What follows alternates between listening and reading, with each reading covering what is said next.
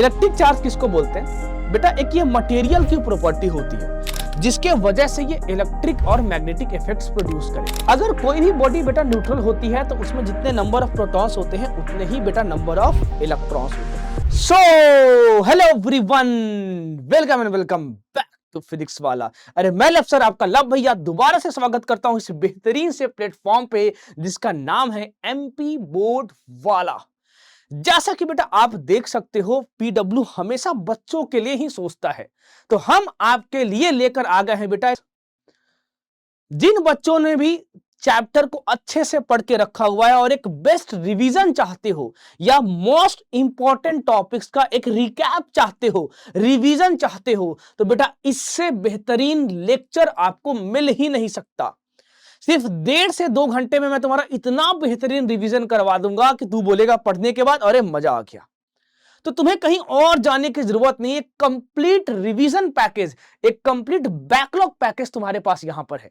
जो जो तुम्हारे पास इंपॉर्टेंट टॉपिक है, जैसे रिकैप कराने की जरूरत है, पूरा तुम्हारे लफ्सर यहां पे करवा देंगे। Why to fear when your love भैया इज हियर। तो भैया एक बार कमेंट सेक्शन में आग मचा देना, बताना लेक्चर देखने के बाद कि कैसा लगा। पहले देख लेना, उसके बाद बताना। और हमेशा याद रखना कि कोई भी बच्चा कमजोर नहीं है बेटा, कमजोर होती है उसकी सोच। तो इस लेक्चर में हम क्या कवर करने वाले हैं बेटा? कूलम्स लॉ के बारे में, इलेक्ट्रिक फील्ड के बारे में, इलेक्ट्रिक डाइपोल के बारे में, electric flux and Gauss law पढ़ेंगे। एक एक चीज जो बहुत ज्यादा इंपॉर्टेंट है एमपी बोर्ड के हिसाब से, उसका रिवीजन बहुत बेहतरीन तरीके से करेंगे। डेरिवेशन वाला पार्ट भी बेटा मैं लिख के आपको एक बार रिकैप शॉर्ट में बेटा करवा दूंगा। ध्यान से देखिएगा, लेक्चर बहुत फ्रूटफुल होगा। डिजिटल अटेंडेंस जरूर मार दीजिएगा बेटा जी, सेशन को लाइक जरूर कर दीजिएगा। मुझे आपको बस यही बताना था कि डिजिटल अटेंडेंस ऐसे मारते हैं और पढ़ाई कैसे करते हैं उस लेक्चर से तो तुम सीख ही जाओगे। ठीक है बेटा, चलो लव यू बेटा। चलिए सेक्शन को स्टार्ट करते हैं। सबसे पहला सेक्शन जो है तुम्हारा कि इलेक्ट्रिक चार्ज क्या होता है, और बेटा समझते हैं कि what is this electric charge. देखो क्या लिखा हुआ है, the property of material by which it exerts or experiences electric and magnetic effect is called as electric charge. Electric charge किसको बोलते हैं बेटा? एक ये मटेरियल की प्रॉपर्टी होती है जिसके वजह से ये इलेक्ट्रिक और मैग्नेटिक इफेक्ट्स प्रोड्यूस करे, दूसरे पे फोर्स लगा सके। बेटा ये जो इलेक्ट्रिक चार्ज है ना, इसके जो एसआई यूनिट होती है वो होती है बेटा कूलम। क्या होती है बेटा? कूलम। और ये चार्ज जो है ना बेटा वो हर जगह अवेलेबल है। बादलों में, थंडरिंग के टाइम, जब हम लोग कंघी करते हैं, जब हम लोग कुछ यूज करते हैं बालों में, हम लोग हाथों को रगड़ते हैं, सब जगह पे बेटा चार्जेस अवेलेबल है। ठीक है बेटा, एसआई यूनिट इसकी क्या होती है? कूलम होती है। अब देखो बात क्या है कि तुम इलेक्ट्रोस्टैटिक्स के बारे में पढ़ने वाले हो, जहां पे पहला चैप्टर जो आता है वो बेटा इलेक्ट्रिक चार्जेस एंड फील्ड्स आता है। आखिर इलेक्ट्रोस्टैटिक्स बोलते किसको हैं? The branch of physics which deals with study of charges at rest. हम लोग चार्ज के बारे में बात तो जरूर करेंगे, लेकिन ऐसे चार्ज जो बेटा रेस्ट में है उसकी बात हम लोग बेटा कर रहे होंगे। तो चार्जेस एट रेस्ट मतलब इलेक्ट्रोस्टैटिक्स की बेटा हम लोग बात कर रहे हैं। ठीक है बेटा, चलिए आगे बढ़ते हैं। स्टैटिक चार्ज देखो बेटा, ये डायग्राम में बना हुआ स्टैटिक चार्ज मतलब ये ऐसा प्लस चार्ज है जो कि बेटा कहां पर है? रेस्ट पर है। उसी को हम लोग बेटा इलेक्ट्रोस्टैटिक्स कहते हैं। अब बेटा एग्जाम में आपसे प्रॉपर्टीज ऑफ चार्जेस पूछा जाता है। कुछ इंपॉर्टेंट प्रॉपर्टीज है बेटा, उसको पढ़ के जाना है। चार्ज क्या होता है? प्रॉपर्टी ऑफ मटेरियल जिसकी वजह से वो किसी पे फोर्स लगाए। बिल्कुल सही बात। इंपॉर्टेंट प्रॉपर्टीज क्या है? सबसे पहला तो एसआई यूनिट उसका क्या है बेटा? कूलम है। बात तो सही है। अब देखो बेटा दो टाइप ऑफ चार्जेस होते हैं तुम्हारे पास। देखो दो टाइप ऑफ चार्जेस, एक होता है बेटा जी देखो पॉजिटिव चार्ज दिख रहा है तुमको, और एक होता है बेटा जी निगेटिव चार्ज। जब बेटा किसी भी मटेरियल में एक्सेस ऑफ प्रोटॉन्स हो, मतलब प्रोटॉन्स की मात्रा ज्यादा हो, तो उस पे नेट पॉजिटिव चार्ज आता है। और अगर बेटा इलेक्ट्रॉन्स का एक्सेस हो, ज्यादा हो, तो बेटा वहां पे क्या आता है? निगेटिव चार्ज आता है बेटा। ठीक है, okay. Like charges repel and unlike charges attract each other. जब बेटा प्लस प्लस चार्ज होंगे, चाहे बेटा निगेटिव और निगेटिव चार्ज होता है, तो वो एक दूसरे से दूर भागते हैं, और इसको हम लोग क्या बोलते हैं बेटा जी? रिपल्सन। और अगर बेटा अनलाइक चार्जेस हो, प्लस हो और माइनस हो, तो एक दूसरे के पास आते हैं, और उसको हम लोग बोलते हैं एट्रैक्शन। बोलोगे बात तो एकदम सही है सर। बात तो एकदम सही है। चलो अब देखो बेटा यहां पे क्या लिखा हुआ है कि अगर तुम्हारे पास एक न्यूट्रल बॉडी है, बहुत ध्यान से समझना बेटा, एक न्यूट्रल बॉडी है तुम्हारे पास, ये न्यूट्रल है और ये भी न्यूट्रल है। लिखा क्या हुआ है, the body or atom can be charge positively by losing some of its electrons. Positive charge कब कर सकते हो, बट बेटा इलेक्ट्रॉन्स को लूज कर दो। अगर कोई भी बॉडी बेटा न्यूट्रल होती है तो उसमें जितने नंबर ऑफ प्रोटॉन्स होते हैं उतने ही बेटा नंबर ऑफ इलेक्ट्रॉन्स होते हैं। अगर तुम इसमें से बेटा इलेक्ट्रॉन्स को निकाल दोगे तो यहां एक्सेस ऑफ प्रोटॉन्स बचा, उस केस में बेटा क्या होता है, बॉडी पॉजिटिवली चार्ज होती है। अच्छा सर जी, और दूसरा स्टेटमेंट क्या लिखा है कि can be charge negatively. Negative charge तुम कैसे दे सकते हो बेटा, बाय गेनिंग इलेक्ट्रॉन्स। अगर न्यूट्रल बॉडी है, जितने प्रोटॉन्स है उतने ही इलेक्ट्रॉन्स हो, अगर तुम बेटा इसमें इलेक्ट्रॉन्स का एडिशन करते हो, इलेक्ट्रॉन्स को ऐड कर देते हो बेटा जी यहां पर, तो इलेक्ट्रॉन्स की संख्या ज्यादा हो गई, उस केस में मैं तुमसे क्या बोलूंगा, बॉडी तुम्हारे पास क्या होती है बेटा, निगेटिवली चार्ज होती है बेटा। क्या होती है, बॉडी निगेटिवली चार्ज होती है। ठीक है सर, बात तो समझ में आ गई। आगे अब देखो बेटा कुछ important properties additivity of charges. Additivity मतलब क्या होता है, अगर बेटा मैं चार्ज को अगर मान लो Q1 से दिखाऊं, Q2 से दिखाऊं, Q3 से दिखाऊं, Q4 से दिखाऊं, जो भी है, इलेक्ट्रिक चार्ज बेटा स्केलर क्वांटिटी है, उसके पास कोई भी डायरेक्शन बेटा नहीं होता। अलजेब्रा में जैसे 2 + 3 = 5 होता है, ठीक उसी तरीके से बेटा हम लोग क्या करते हैं, चार्जेस को ऐड करते हैं। देखो बेटा क्या लिखा हुआ है, Q1, क्या लिखा हुआ है बेटा, Q1, Q2, Q3 सबको बेटा ऐड कर देंगे। लेकिन एक चीज का ध्यान रखना बेटा, इसको सबको क्या करना है, अलजेब्रिकली ऐड करना है विद प्रॉपर साइन।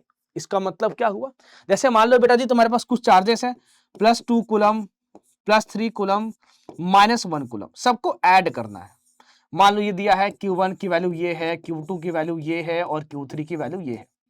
तो बेटा अगर तुम्हें Q1 + Q2 + Q3 निकालना है तो तुम्हें बेटा साइन के साथ लिखना होगा। मतलब ये +2 है बेटा जी, बिल्कुल सही बात है, और ये +3 है बेटा जी, बिल्कुल सही बात है, और ये -1 है तो -1 लिखोगे, 3 2 5, और ये हो गया 4 कूलम नेट चार्ज हुआ।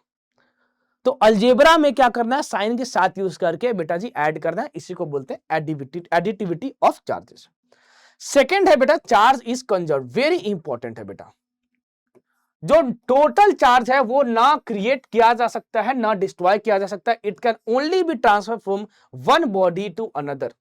तो जो टोटल चार्ज है बेटा वो हमेशा क्या रहेगा, वो कंजर्व रहेगा। वो क्या रहेगा बेटा, कंजर्व रहेगा। एग्जांपल के लिए क्या बोला जा रहा है, मान लो बेटा एक ग्लास लिया तुमने और एक सिल्क लिया, इस पे अभी कोई चार्ज नहीं है, तो इस पे चार्ज कितना, 0, इस पे चार्ज कितना, 0, तो पहले चार्ज कितना, 0। अब मान लो तुमने बेटा इन दोनों को रगड़ दिया चाक से, रगड़ने के बाद अगर इसके पास +Q चार्ज आ गया तो इसके पास कितना होना चाहिए, ये तुमसे पूछा गया है। तो पहले चार्ज 0 था तो बाद में भी 0 होना चाहिए, तो यहां पे कितना होना चाहिए ताकि दोनों का सम 0 हो जाए। +Q को कैंसिल करने के लिए -Q चार्ज यहां पर आना ही होगा, तो टोटल चार्ज बाद में भी +Q और -Q करके 0 ही होना चाहिए। मतलब टोटल चार्ज बेटा जी कहीं नहीं जा सकता है। एक इंडिविजुअल बॉडी पे चार्ज जरूर आ सकती है बेटा, लेकिन टोटल चार्ज अगर 0 था पहले तो बाद में भी बेटा 0 ही रहेगा। अब इसके बाद बेटा एक इंपॉर्टेंट चीज आ जाती है जिसको बोलते हैं क्वांटाइजेशन ऑफ चार्ज। बहुत इंपॉर्टेंट है बेटा, ये स्टेटमेंट एमपी बोर्ड में बहुत बार पूछा गया है। देखो बेटा क्वांटाइजेशन ऑफ चार्ज क्या है कि अगर इलेक्ट्रिक चार्ज किसी भी बॉडी पे देखना है, is always an integral multiple of e. E मतलब क्या होता है, चार्ज ऑन इलेक्ट्रॉन। कहने का मतलब बेटा जी क्या हुआ, कहने का मतलब बेटा जी क्या हुआ कि अगर तुम्हारे पास कोई भी बॉडी है तो उस पर चार्ज रैंडमली नहीं हो सकता। उस पे जो चार्ज है वो तुम्हारे पास कितना होगा बेटा, Q = +- होगा। ठीक है, कहने का मतलब क्या हुआ कि Q = +- में बेटा जी E जो है वो चार्ज ऑन इलेक्ट्रॉन है और उसकी वैल्यू है 1.6 × 10⁻⁻19 कूलम। कितना, 1.6 × 10⁻⁻19 कूलम। और यहां जो n की वैल्यू होती है बेटा वो 0 1 2 3 4 5 6 टू अप टू इंफिनिटी होता है। दैट मींस तुमसे मैं क्या बोलूंगा कि ये जो चार्ज है किसी भी बॉडी पे वो प्लस लगाओ और n × E लिखो, चार्ज ऑन इलेक्ट्रॉन। और यहां पे n जो है हमेशा वो एक इंटीजर ही होना चाहिए और E जो है तुम्हारे पास वो चार्ज ऑन इलेक्ट्रॉन होना चाहिए। ठीक है, रैंडमली नहीं हो सकता है। अच्छा, यूनिट ऑफ इलेक्ट्रिक चार्ज मैंने तुम्हें बता दिया बेटा जी, यहाँ पे कूलम होता है। अच्छा सर जी, चलो बहुत अच्छी बात है, आगे बढ़े। हाँ, अब देखो बेटा मेथड्स ऑफ फ्रिक्शन के बारे में पढ़ते हैं। सबसे पहला जो मेथड है तुम्हारे पास वो क्या है बेटा जी, चार्जिंग बाय फ्रिक्शन। ये क्या बोलता है जरा ध्यान से समझिए। When two objects are rubbed against each other, अगर दो बॉडी को बेटा हम लोग एक दूसरे पे रब करेंगे, रगड़ेंगे, तो इलेक्ट्रॉन्स क्या करते हैं बेटा, एक बॉडी से क्या हो जाते हैं बेटा जी, दूसरे बॉडी में चल जाते हैं। ठीक है, एक बॉडी लूज करता है इलेक्ट्रॉन, जो लूज करता है वो पॉजिटिव चार्ज हो जाता है, मैंने बता दिया। जो गेन करेगा क्या होगा बेटा, मटेरियल गेन्स इलेक्ट्रॉन्स, उसमें निगेटिव चार्ज आ जाता है। जैसे अगर तुम बेटा क्या करोगे, सिल्क और प्लास्टिक रॉड को अगर तुम क्या करोगे, आपस में रब करोगे, तो देखो बेटा इसमें पॉजिटिव चार्ज और निगेटिव चार्जेस यहां पर आ जाते हैं। मतलब रगड़ने की वजह से क्या होता है, फ्रिक्शन प्रोड्यूस होता है, उसके वजह से अगर बॉडी पे चार्जेस आ जाए, that is called as charging by friction. बात तो सही है सर, बात तो एकदम सही है। आगे दूसरा है बेटा तुम्हारे पास चार्जिंग बाय कंडक्शन। यहां पे बॉडी को बेटा रगड़ना नहीं है, बॉडी को बस टच करवा देना और अलग कर देना है। इसमें से एक बॉडी बेटा जरूर ही चार्ज होना चाहिए, तभी तो टच करवाओगे तो बेटा ये अपना चार्ज कुछ यहां पर देगा। बात तो सही है, वही लिखा होगा बेटा, देखो यहां पर कि when a charge object is brought in contact with an uncharge conductor, एक चार्ज बॉडी अगर एक अनचार्ज के साथ आएगा तो क्या लिखा हुआ है, then the same type of charge spreads on both the conductors। ठीक है बेटा, एक अनचार्ज बॉडी है और चार्ज बॉडी है, दोनों को सटाओगे और अलग कर दोगे, देखो इन कांटेक्ट लाए और अलग कर दिए तो दोनों पे पॉजिटिव चार्ज ही आया। यहां ऐसा नहीं होता था फ्रिक्शन में, एक पे निगेटिव आया है और एक पे देखो बेटा पॉजिटिव आया है, लेकिन यहां पे क्या होगा, अगर ये पॉजिटिव है तो दोनों पे पॉजिटिव आएगा, यहां निगेटिव है तो दोनों पे बेटा जी निगेटिव चार्ज ही आएगी। कंडक्शन में रगड़ते नहीं है, एक चार्ज होना चाहिए, और फ्रिक्शन में जरूरी नहीं है कि बेटा दोनों में से एक चार्ज होना चाहिए, रगड़ोगे बेटा चार्ज आ जाएगा। बात तो सही है सर। और कंडक्शन में एक चार्ज होना चाहिए, सटाओगे अलग करोगे, कंडक्शन। बहुत सही बात। आगे चार्जिंग बाय इंडक्शन बेटा, इंडक्शन हालांकि ये सिलेबस से लगभग हटा ही दिया गया है, लेकिन अगर तुमसे पूछ लिया जाए गलती से तो तुम क्या करोगे। तो बेटा देखो यहां पर मेथड 1 है, वही तुमको पढ़ाया जाता है, वही तुमको सीखना है। यहां पे एक पॉजिटिव रॉड को हम लोग लाएंगे बेटा, ठीक है ना, positive rod is brought near a neutral metal sphere. हम लोग एक पॉजिटिव रॉड को लाएंगे बेटा यहां पे एक मेटल स्फीयर के पास में, तो पॉजिटिव निगेटिव को अट्रैक्ट कर लेगा तो इसके इलेक्ट्रॉन्स इधर आ जाएंगे, इधर इलेक्ट्रॉन्स की डिफिशियंसी हो गई तो यहां पे क्या होगा बेटा, पॉजिटिव चार्ज आ जाएगा। ठीक है, अब मैंने क्या बोला बेटा जी, यहां पे तुम ग्राउंडिंग कर दी, ग्राउंडिंग करने का मतलब क्या होता है, इधर जो चार्जेस है वो खा जाएगा, कौन, अर्थ।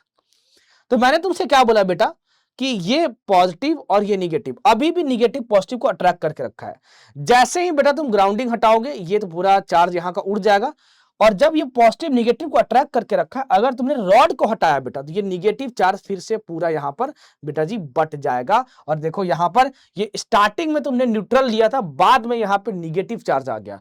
एक ऑब्जर्वेशन की क्या बात है, जैसा तुम रॉड लोगे उसका ऑपोजिट चार्ज यहां पर आ जाएगा।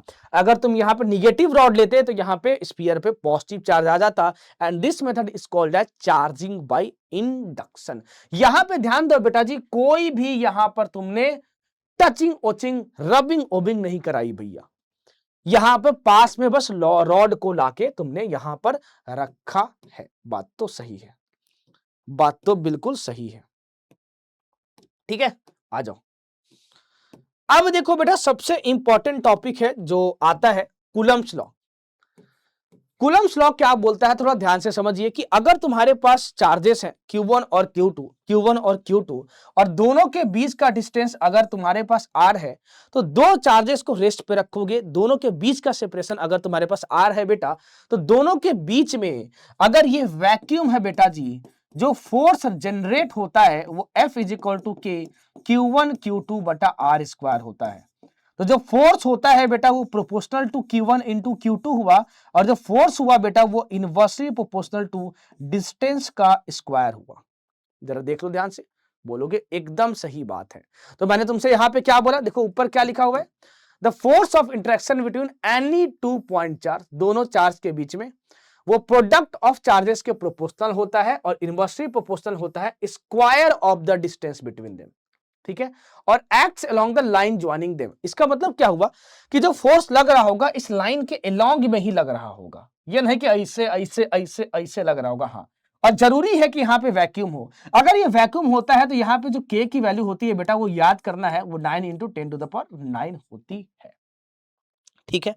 अच्छा जी, अब देखो मैंने तुमसे क्या बोला कि अकॉर्डिंग टू कूलम्ब्स लॉ जो फोर्स दोनों के बीच में लगता है वो प्रोडक्ट ऑफ चार्जेस के प्रोपोर्शनल होता है, इनवर्सली प्रोपोर्शनल होता है डिस्टेंस का स्क्वायर। और जब प्रोपोर्शनलिटी साइन हटाओगे बेटा तो जो तुम्हारे पास आता है F = K⁴ आता है, ठीक है बेटा। हाँ जी, तुम्हें बस SI सिस्टम में K की वैल्यू तुमको याद रखनी है बस। और K क्या होता है 1/4πε0, वैल्यू में बोलूं तो 9 × 10⁹ ये होती है, ये वैल्यू तुमको याद रखनी है। यहां जो ε0 है इसको electrical permittivity of free space कहते हैं और इसकी वैल्यू भी याद रखनी है तुम्हें 8.85 × 10⁻12। वेरी वेरी इंपॉर्टेंट है बेटा, क्या वेरी वेरी इंपॉर्टेंट है बेटा। चलो आगे, अब देखो तो डाई इलेक्ट्रिक कांस्टेंट होता क्या है बेटा, जो मैंने तुमको वैल्यू बताया था ना F = K⁴ ये दो चार्जेस के बीच में तभी होगा जब दोनों वैक्यूम में रखे हो तो। लेकिन क्या हो अगर किसी मीडियम में रखे हो तो बेटा अगर किसी मीडियम में रखते हैं, जैसे मान लो ये Q1 है और Q2 चार्ज है, डिस्टेंस R ही है दोनों के बीच में, ठीक है। तो अगर तुम बेटा वैक्यूम में रखते हो तो फोर्स कितना होता है 1/4πε0 Q1 Q2/R²। अगर तुमने मीडियम में रखा तो फोर्स का जो एक्सप्रेशन होता है वो सेम रहता है, ε0 की जगह यहां एप्सिलॉन आ जाता है, इसको एप्सिलॉन पढ़ते हैं। इसको बोलते हैं परमिटिविटी ऑफ मीडियम और इसको क्या बोलते थे परमिटिविटी ऑफ फ्री स्पेस, ठीक है बेटा। अब जब तुम दोनों को डिवाइड करोगे तो अगर वैक्यूम में फोर्स को F0 बोले और मीडियम में बोले Fm, तो अगर डिवाइडिंग 1/2 करोगे तुम्हारे पास F0/Fm करोगे तो यहां पे सब कुछ कैंसिल हो जाएगा बेटा जी, क्या बचेगा ε/ε0 बचेगा।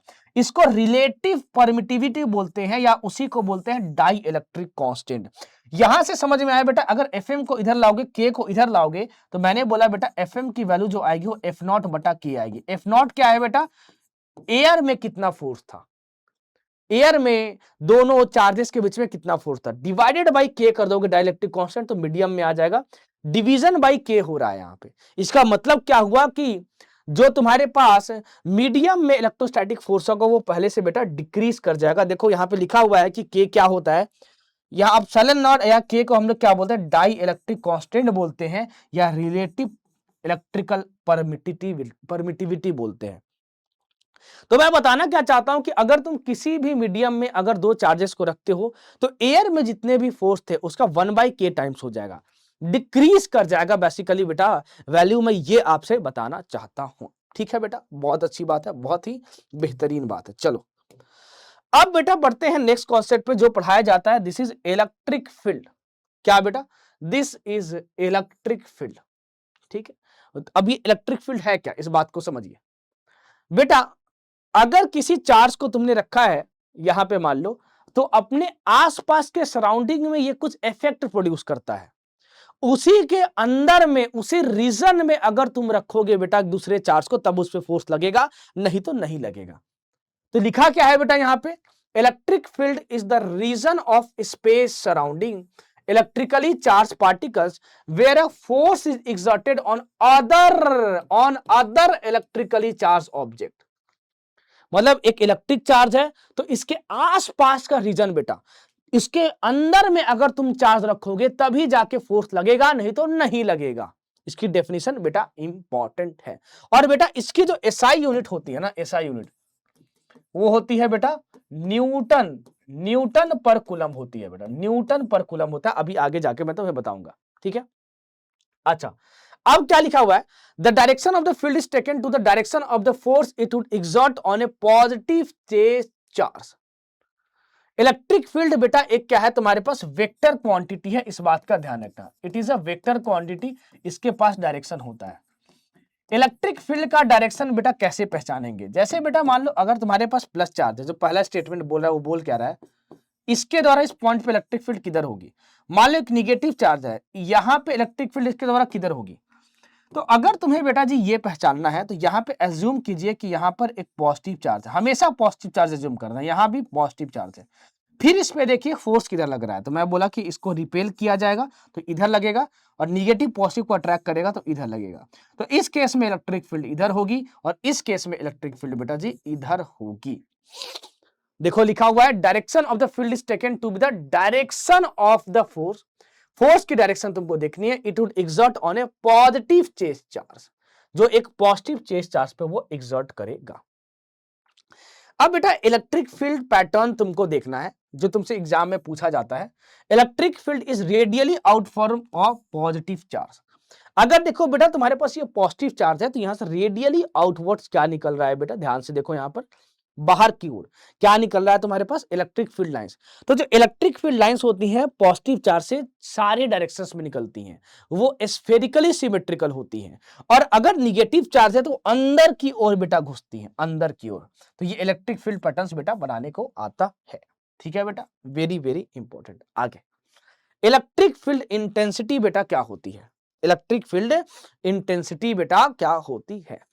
अगर मान लो तुम्हारे पास इलेक्ट्रिक फील्ड इंटेंसिटी किसी भी पॉइंट पे पूछ रहा है, the electric field intensity eight any point is the strength of the electric field eight that point. कोई इलेक्ट्रिक फील्ड कितना मजबूत है वो बताता है electric field intensity, it is a vector quantity. जैसे मान लो अगर मैं तुमसे बोलूं कि एक तुम्हारे पास पॉइंट चार्ज है, उसके द्वारा इलेक्ट्रिक फील्ड इंटेंसिटी बताओ, तो इसका एक्सप्रेशन डिराइव करने के लिए हम क्या करते हैं, अगर डिस्टेंस r पे मुझे फाइंड करना है, जहां पॉइंट P है, कि बताओ यहाँ पे इलेक्ट्रिक फील्ड इंटेंसिटी कितनी होगी, तो मैं यहाँ पे Q0 चार्ज यहाँ पे रख लेता हूं, जिसको टेस्ट चार्ज बोलते हैं। फिर इन दोनों के बीच में फोर्स कितना होगा मुझे बताओ बेटा, ये होगा K, that is 1/4πε0 Q into Q0 divided by R square. बोलोगे एकदम बात सही है, बोलोगे एकदम बात सही है। तो ये तुम्हारे पास कितना आया बेटा जी, बाय डेफिनेशन। अब होता क्या है इलेक्ट्रिक फील्ड, इलेक्ट्रिक फील्ड होता है बेटा जी कि ये फोर्स, ठीक है, अगर Q0 को इधर डिवाइड कर दोगे तो तुमको क्या मिल जाएगा बेटा, अगर Q0 को इधर डिवाइड कर दोगे तो तुम्हें क्या मिल जाएगा, तुम्हें मिल जाएगा F बटा Q0, तो ये KQ बटा R स्क्वायर। तो यहां इलेक्ट्रिक फील्ड आया KQ बटा R स्क्वायर, यही बेटा इलेक्ट्रिक फील्ड का एक्सप्रेशन होता है। अब electric field force by unit charge, F divided by Q0 is equal to तुम्हारे पास क्या होगा बेटा, इलेक्ट्रिक फील्ड होगा। और मैंने तुमसे क्या बोला, मैंने तुमसे क्या बोला बेटा, यहां पर जो एक्सप्रेशन आया है वो क्या आया है, KQ बटा R square electric field due to a point charge. SI unit क्या होती है बेटा, न्यूटन पर बेटा यहां पर कूलम होती है। ठीक है, अगर तुम्हें इसे डायरेक्शन हो देना हो, मान लो ये पॉजिटिव चार्ज है, तो पॉजिटिव चार्ज के इधर इलेक्ट्रिक फील्ड होती है, तो इधर एक यूनिट वेक्टर एज्यूम कर लो, आर कैप से मल्टीप्लाई कर दो, ये तुम्हारे पास इलेक्ट्रिक फील्ड वेक्टर बेटा बन जाएगा। ठीक है बेटा, अब देखो बेटा इलेक्ट्रिक फील्ड लाइंस क्या होती हैं।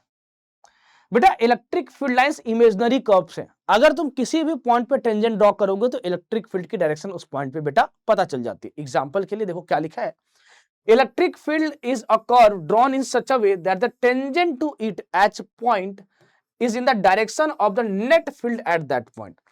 अगर मान लो बेटा इस पॉइंट पे तुम्हें फाइंड करना है इलेक्ट्रिक फील्ड, इस पॉइंट पे फाइंड करना है, टेंजेंट ड्रॉ करो, ड्रॉ किया ही हुआ है देखो यहाँ पे, तो हर पॉइंट पे टेंजेंट ड्रॉ करोगे इलेक्ट्रिक फील्ड लाइन पे, तो इलेक्ट्रिक फील्ड का उस पॉइंट पे डायरेक्शन तुम्हें मिल जाएगा। ठीक है, magnitude of the field is represented by density of field lines. मतलब बेटा कहने का मतलब क्या हुआ कि अगर जितनी क्राउडेड होंगी फील्ड लाइंस, वहां पे इलेक्ट्रिक फील्ड ज्यादा होगा, जहां दूर दूर होंगे इलेक्ट्रिक फील्ड लाइंस वहां मैग्नीट्यूड ऑफ इलेक्ट्रिक फील्ड बेटा जी कम होगा। ठीक है, चलो बेटा आगे बढ़ते हैं। इसकी कुछ प्रॉपर्टीज हैं बेटा जी, प्रॉपर्टीज में आपको क्या याद रखना है, इलेक्ट्रिक फील्ड लाइंस और कॉन्टिन्यूअस कर्व, मतलब कि बेटा ये नहीं कि ऐसे तुम बना रहे हो और बीच में ब्रेक कर दो, नहीं, ये लगातार ऐसे बनाते जाओगे। हाँ, अगर सिंगल चार्ज है बेटा देन द फील्ड लाइंस में स्टार्ट और एंड एट इंफिनिटी। मतलब अगर ये सिंगल चार्ज है तो सिंगल चार्ज से हमेशा इलेक्ट्रिक फील्ड लाइन निकलती है, मान लेते हैं कि इन्फिनिटी पे जाके खत्म होगी। निगेटिव में हमेशा टर्मिनेट करती है बेटा, अंदर जाती है, बाहर नहीं आ सकती। तो ऐसा मान के चलते हैं कि कहीं इन्फिनिटी से आ रही होंगी और निगेटिव में टर्मिनेट कर रही होंगी। अगर तुम्हारे पास इलेक्ट्रिक डाइपोल हुआ, आगे जाके तुम पढ़ोगे प्लस और यहाँ पे माइनस चार्ज हुआ बेटा जी, तो इलेक्ट्रिक फील्ड लाइंस पैटर्न कैसी होती है, ये ड्रॉ करने को आता है, यहां से बेटा ऐसे निकलती हैं और ये निगेटिव में बेटा जी देखो ऐसे जाती हैं। ये बहुत इंपॉर्टेंट है बेटा, डायग्राम बनाने को पूछा जाता है, पहला पॉइंट। दूसरा, no electric field lines inside the charge body, thus electric field lines do not form continuous close loops. बेटा जी ये क्लोज लूप्स नहीं बनाती हैं, ठीक है बेटा, वेरी इंपॉर्टेंट पॉइंट है बेटा। Third, tangent to the electric field line at any point gives the direction of electric field intensity at that point. ये तो अभी बेटा मैंने बता ही दी था तुम्हें, मतलब ये है तुम्हारे पास, और किसी भी पॉइंट पे अगर तुम टेंजेंट ड्रॉ करते हो तो यहाँ पे नेट इलेक्ट्रिक फील्ड बेटा जी तुमको मिलते जाएगी।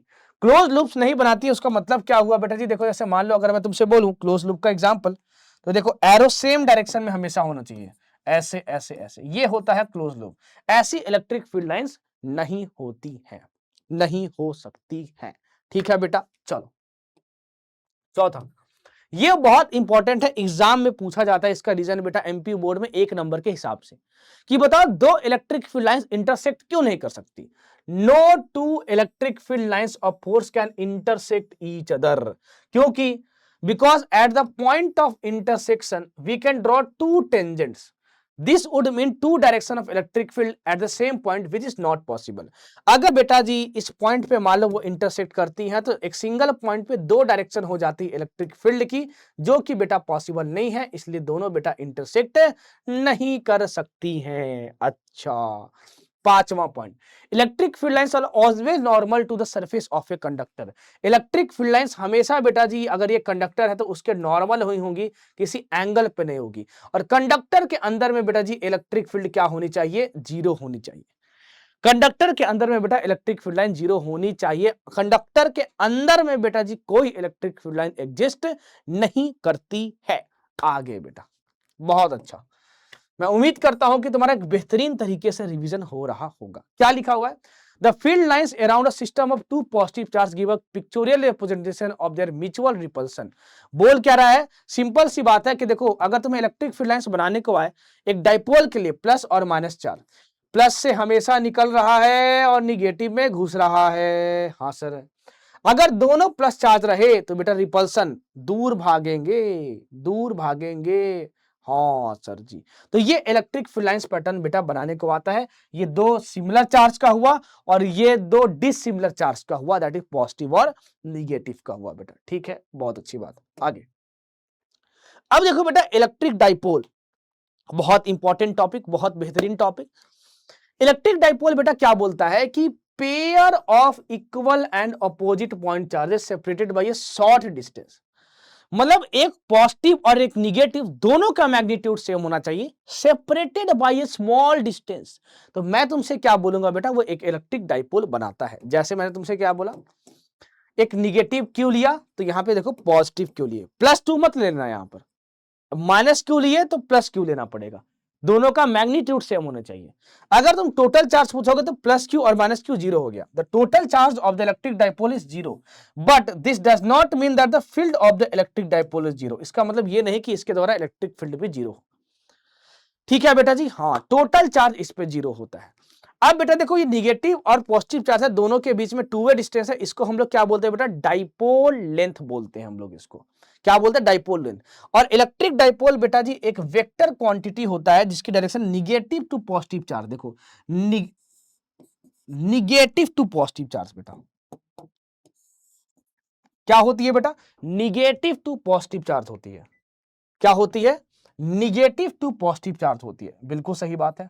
देखो ये पी वेक्टर है और इस पी वेक्टर का जो वैल्यू होता है बेटा वो क्या होता है, वो ये होता है कि जो भी पॉजिटिव चार्ज है वो लिखो q, और दोनों के बीच का जो डिस्टेंस है दैट इज 2a, ये हुआ तुम्हारा q into 2a dipole.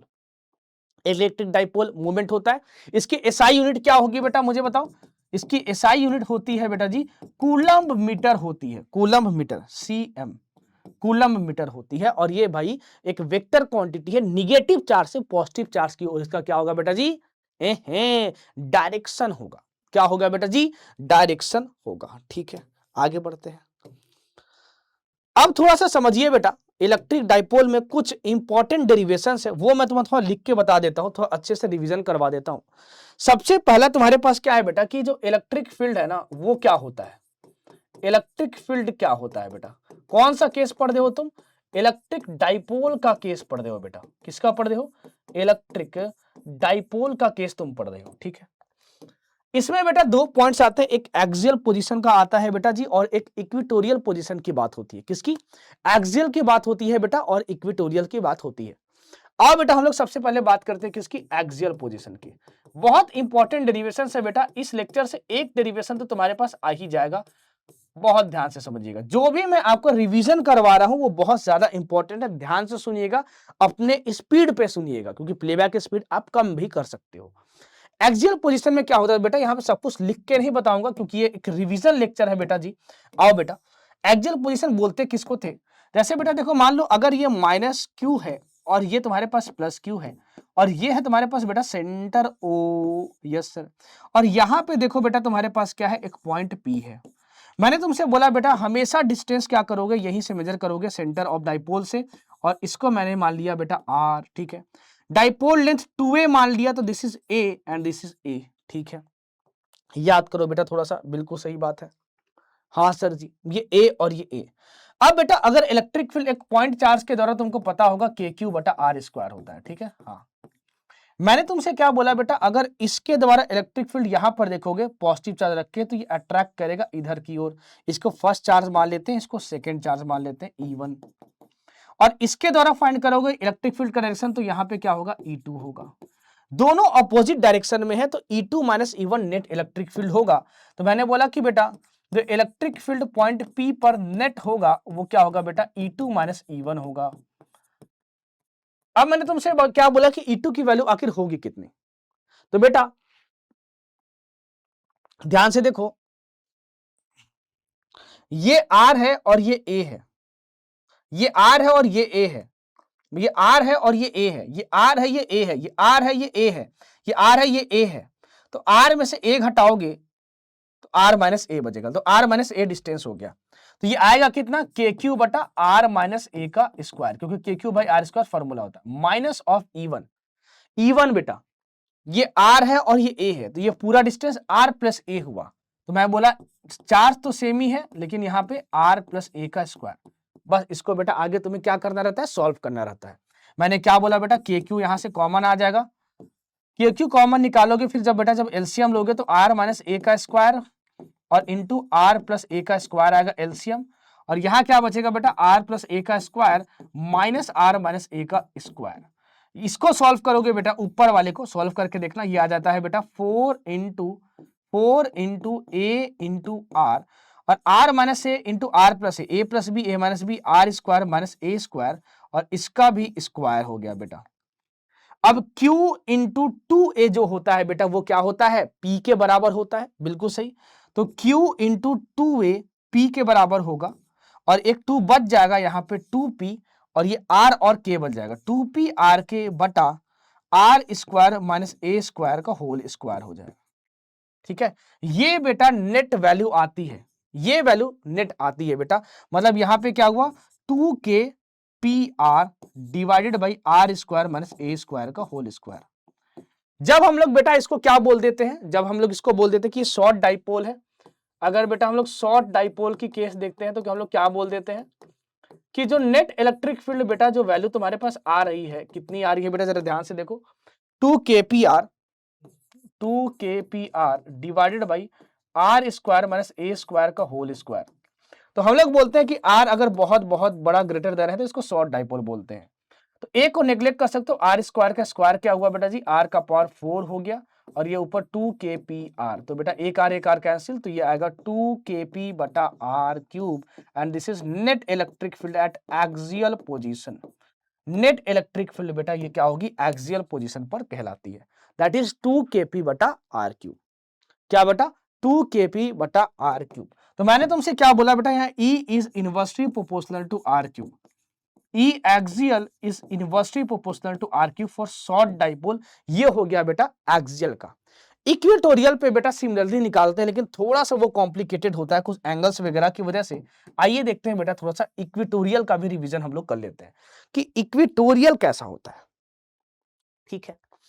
Equatorial कैसा होता है बेटा हम लोग देख लेते हैं। इक्वेटोरियल, इक्वेटोरियल मान लो तुम्हारे पास बेटा जी देखो यहां पर डाइपोल है, दैट इज मैं तुमसे क्या बोला कि इक्विटोरियल पोजीशन का हम लोग देख रहे हैं बेटा, इक्विटोरियल का, ये है तुम्हारे पास बेटा माइनस क्यू चार्ज और ये है तुम्हारे पास बेटा जी plus q charge. Minus q charge बेटा जी और तुम्हारे पास ये बेटा प्लस क्यू चार्ज, ठीक है। हाँ, बहुत ध्यान से देखना बेटा। और मैंने तुमसे क्या बोला, मैंने तुमसे बोला कि अगर तुम सेंटर से डिस्टेंस आर पे देखते हो सच दैट कि ये दोनों डिस्टेंसेस इक्वल होने चाहिए, तो इसको बोलते हैं बेटा इक्विटोरियल पोजीशन। ये दोनों सेम होना चाहिए, एक्स और एक्स, ठीक है। हाँ बेटा, इसके द्वारा इलेक्ट्रिक फील्ड बेटा इधर आएगी और इसके द्वारा इलेक्ट्रिक फील्ड बेटा से इधर जाएगी, ठीक है। अगर तुमने बेटा इसको एंगल थीटा मान लिया और इसको एंगल थीटा मान लिया, तो बेटा इस डायरेक्शन में नेट इलेक्ट्रिक फील्ड आती है और वो आती है बेटा 2e cos थीटा। होप कि तुम रिमेंबर किए होगे, जहां पे बेटा जो E की वैल्यू होती है वो किसी भी चार्ज द्वारा यहाँ पे इलेक्ट्रिक फील्ड की वैल्यू होती है। तो E इज इक्वल टू, अगर इस चार्ज को लेता हूं तो KQ बटा, और ये डिस्टेंस कितना है बेटा x स्क्वायर। तो इस केस में जो नेट इलेक्ट्रिक फील्ड आती है बेटा, नेट इलेक्ट्रिक फील्ड इस केस में बेटा जो आती है नेट इलेक्ट्रिक फील्ड, उसकी वैल्यू कितनी आ जाती है बेटा, उसकी वैल्यू आती है 2e cos थीटा। तो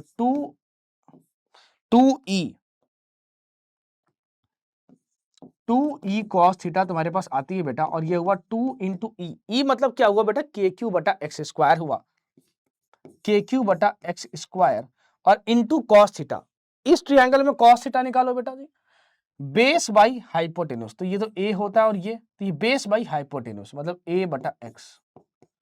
तो ये देखो Q इंटू टू ए कितना हो गया, P हो गया, तो KP हो गया बाई एक्स क्यूब। अब जरा बताओ x की वैल्यू है कितनी। अगर पाइथागोरस थ्योरम से तुम निकालोगे तो this x square is equal to क्या आएगा बेटा जी, this x square equal to r square plus A square.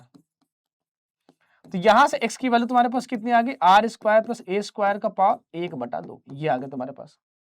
हाँ सर जी, तो मैंने क्या बोला बेटा, ये KP बटा एक्स क्यूब है, x इसका क्यूब करो बेटा तो क्या आएगा, आर स्क्वायर प्लस ए स्क्वायर का पावर 3/2। तो ये तुम्हारे पास बेटा एक्सप्रेशन आ जाता है ई नेट का। लेकिन अगर फिर मैं तुमसे क्या बोलूंगा, अगर मैं तुमको फिर बोलूंगा बेटा जी कि अगर ये शॉर्ट डाइपोल हुआ तो, अगर ये शॉर्ट डाइपोल हुआ तो शॉर्ट डाइपोल के केस में मैंने तुम्हें बताया कि are is very very greater than a, बोला था मैंने बेटा। ये क्या है, KP बटा are square plus A square का पावर 3/2। देखो E की वैल्यू आएगी तुम्हारे पास KP बटा are square plus A square का पावर 3/2। ए को नेग्लेक्ट कर सकते हो बेटा क्योंकि आर कंपेरिजन टू ए बहुत बड़ा तुमने बताया है ऊपर में शॉर्ट डाइपोल। तो ये आ गया बेटा KP बटा आर स्क्वायर का पावर 3/2। ए को नेग्लेक्ट कर दिए तो ये आया बेटा KP बटा आर क्यूब, ये आया E इक्विटोरियल। यही तुम्हें बेटा जी डिराइव करना था शॉर्ट डाइपोल के लिए। मतलब बेटा अगर तुम देखोगे, बहुत ध्यान से समझना, अगर तुम देखोगे जो मैंने तुम्हें बताया डाइपोल के बारे में वो बहुत इंपॉर्टेंट है। वो मैंने तुम्हें बताया क्या, मैंने तुम्हें बताया कि बेटा अगर ये माइनस क्यू है और ये प्लस क्यू है, इन दोनों के बीच का सेंटर O है, इस पॉइंट पे एक्सियल पॉइंट कहलाता है और ई एक्सियल की वैल्यू आती है 2KP बटा आर क्यूब। अगर तुम क्या देख रहे हो बेटा जी, शॉर्ट डाइपोल। और अगर तुम बेटा इक्विटोरियल पॉइंट पर देखते हो तो यहाँ पे जो वैल्यू होती है वो क्या आई, KP बटा आर क्यूब। ये तो समझ में आ रहा है कि E एक्सियल 2 इंटू KP बटा आर क्यूब क्या है, E इक्वेटोरियल है। तो ये रिलेशन कभी कभार पूछ लेता है कि जो E एक्सियल है वो ट्वाइस ऑफ E ऑफ, क्योंकि KP बटा आर क्यूब क्या है, E इक्वेटोरियल है। E इक्वेटोरियल तुम्हारे पास बेटा जी होता है, E axial is equal to twice of E equatorial. और मैंने तुमसे क्या बोला बेटा, यहां पे जो नेट फील्ड आती है वो इसी डायरेक्शन में होती है और यहां पे जो नेट फील्ड आती है वो इस डायरेक्शन में बेटा होती है, ठीक है बेटा जी। अच्छा, और यहां पे जो P की वैल्यू होती है वो, अगर ये A है ये A है तो प्लस चार्ज इंटू ये dipole length Q into 2A। और जो P वेक्टर की जो वैल्यू होती है, डायरेक्शन होती है बेटा, वो माइनस चार्ज से निगेटिव चार्ज की ओर होती है बेटा, दैट इज दिस। ये हो गया P वेक्टर। ये एक स्केलर नहीं, एक वेक्टर क्वांटिटी होती है, मैग्नीट्यूड Q इंटू 2A। और जो डायरेक्शन होता है बेटा वो क्या होता है तुम्हारे पास, माइनस चार्ज से निगेटिव चार्ज की ओर होता है। Very very important. अच्छा, अब एक चीज और यहाँ पे डेरिवेशन में पूछा जाता है कि अगर ऐसा इलेक्ट्रिक डाइपोल को एक यूनिफॉर्म इलेक्ट्रिक फील्ड में रख दो तो भैया बताओ कि उस पर टॉर्क कितना जनरेट होता है। तो बेटा बहुत बहुत इंपॉर्टेंट डेरिवेशन है। क्या होता है बेटा जी, torque on torque on a electric dipole. Electric dipole के केस में बेटा जी मैंने क्या बोला, इलेक्ट्रिक डाइपोल के केस में तुम्हें यह बताना है कि टॉर्क कितना लगेगा। ठीक है बेटा, बहुत ध्यान से समझिए, बहुत प्यार से समझिए।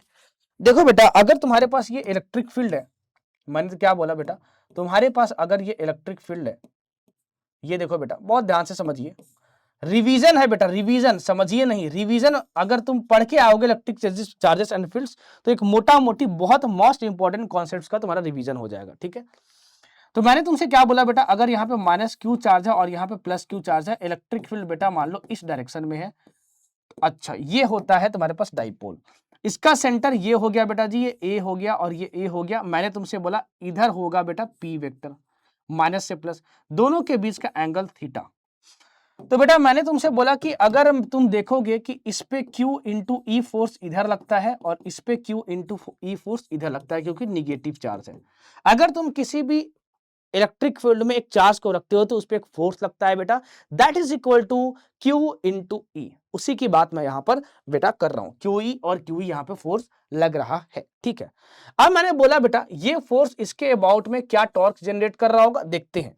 तो टॉर्क होता है बेटा, टॉर्क वो फोर्स इंटू परपेंडिकुलर डिस्टेंस होता है। क्या होता है बेटा, टॉर्क जो होता है वो फोर्स इंटू परपेंडिकुलर डिस्टेंस होता है। तो मैंने बोला बेटा ये फोर्स है इंटू ये परपेंडिकुलर डिस्टेंस की मैं बात कर रहा हूं। फोर्स की वैल्यू बेटा बोलो Q इंटू ई होगी तुम्हारे पास वैल्यू, और R परपेंडिकुलर का मतलब क्या हुआ मुझे बताओ। अगर ये A है तो बेटा शायद ये वाली परपेंडिकुलर डिस्टेंस होगी, तो this is theta, this is A, तो this is A sine theta. तो मैंने तुमसे क्या बोला, QE into A sine theta. मतलब ये वाली टॉर्क जो है बेटा, ये वाली टॉर्क इसको सर ऐसे घुमाने की कोशिश कर रहा है। क्या कर रहा है बेटा, ऐसे घुमाने का कोशिश कर रहा है। ठीक है ना, हाँ सर जी। अब मैंने तुमसे क्या बोला, इस वाले फोर्स का भी सेम वैल्यू आता है और ये भी इसको ऐसे ही घुमाने की कोशिश करता है, ऐसे सर। तो मैंने तुमसे क्या बोला कि अगर तुम्हें नेट टॉर्क फाइंड करना होता है इस केस में, नेट टॉर्क, तो ये बस ट्वाइस कर देना होता है बेटा, ट्वाइस QE साइन थीटा, टाइस Q इंटू ई इंटू ए साइन थीटा। अब मुझे एक बात बताओ, Q इंटू 2A क्या होता है, P होता है, and this is E and this is sine theta. तो टॉर्क जो तुम्हारे पास आया बेटा जी वो होता है बेटा PE साइन थीटा। ठीक है, जहां पे जो P होता है बेटा वो electric dipole movement, and this is equal to Q into 2A। बात तो एकदम सही है। अब मैंने तुमसे क्या बोला बेटा जी, P is equal to Q into 2A। क्या इस टॉर्क को मैं ये भी तो लिख सकता हूं P क्रॉस E, क्योंकि बेटा टॉर्क का अगर मैग्नीट्यूड फाइंड तुम करोगे तो वो PE साइन थीटा ही आएगा। एक चीज का जरूर ध्यान रखना बेटा, यहाँ पे जो थीटा है that is the angle between electric dipole movement और इलेक्ट्रिक फील्ड। ठीक है बेटा, हाँ। अब बेटा ऑफ कोर्स यहाँ पे अगर थीटा की वैल्यू 0 डिग्री अगर तुमने रख दी तो साइन 0 0 होता है, तब टॉर्क तुम्हारे पास क्या आ गया बेटा 0।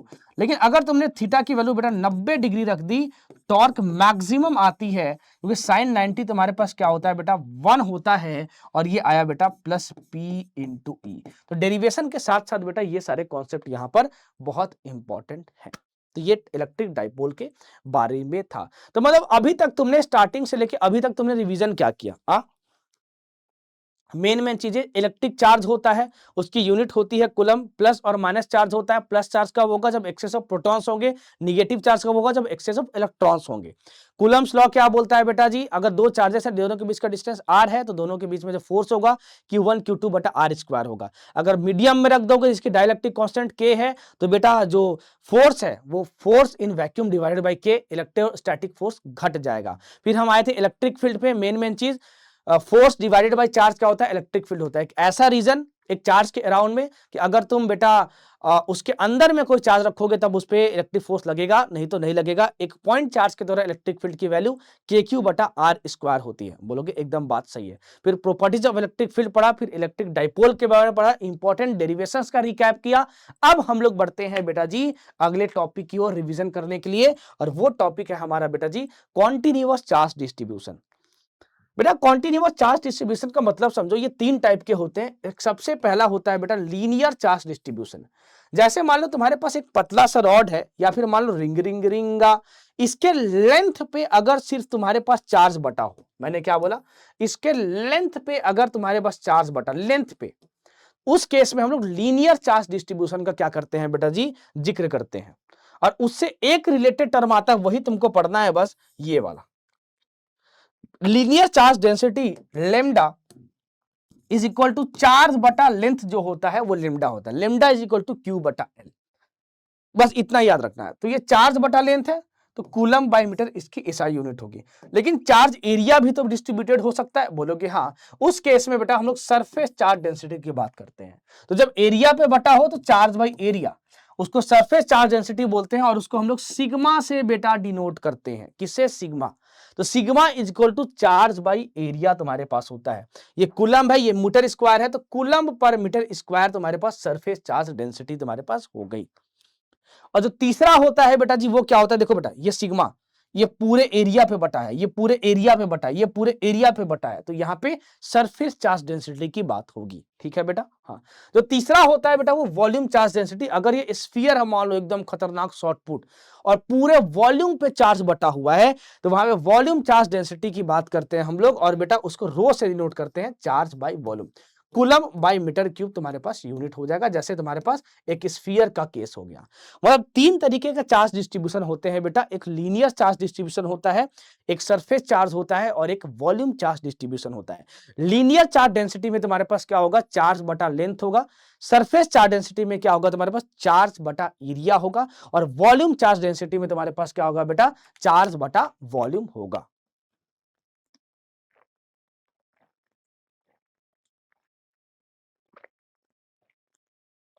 चलो आ जाओ, तो ये तुमको समझ में आ गया, ठीक है। अब आओ थोड़ा सा समझो बेटा एरिया वेक्टर। अभी तक तुम जो पढ़ते थे बेटा जी क्लास 9 10 तक, उस समय एरिया को वेक्टर की तरह नहीं देखते थे। वेक्टर क्या होता है बेटा, एक ऐसी चीज जिसके पास मैग्नीट्यूड भी हो और डायरेक्शन भी हो। अगर तुम्हारे पास एक सर्किल है, उसकी रेडियस आर है, मैं बोलूं बेटा तुम मुझे ये बता दो कि उसका अगर रेडियस आर है तो एरिया कितना होगा, आप बहुत ही शिद्दत से और बहुत ही प्यार से बोलोगे बेटा पाई आर स्क्वायर होगा। क्या बोलोगे बेटा जी, पाई आर स्क्वायर होगा। बिल्कुल सही बात है।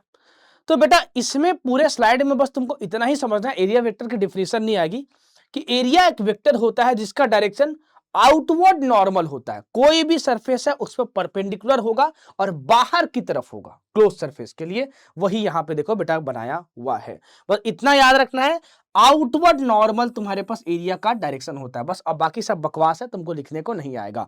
मतलब अगर तुम्हारे पास क्लोज सरफेस तो उसकी एरिया हमेशा एरिया के परपेंडिकुलर होगी और बाहर की तरफ होगी। बात तो एकदम सही है। आगे अब इसके बाद इतना समझने के बाद हम लोग तैयार हो जाते हैं और हम लोग पढ़ते हैं फिर इलेक्ट्रिक फ्लक्स के बारे में, कि इलेक्ट्रिक फ्लक्स आखिर होता क्या है। इलेक्ट्रिक फ्लक्स आखिर होता क्या है, आ जाओ जरा देखो यहां पर। बेटा अगर कोई भी तुम्हारे पास क्लोज सरफेस है, उससे कितनी electric field lines normally perpendicularly पास कर रही हैं, उसी को हम लोग बोलते हैं electric flux, and this is a scalar quantity. मैंने क्या बोला, देखो क्या लिखा हुआ है, electric flux over a area in an electric field represents total number of electric field lines crossing this area normally.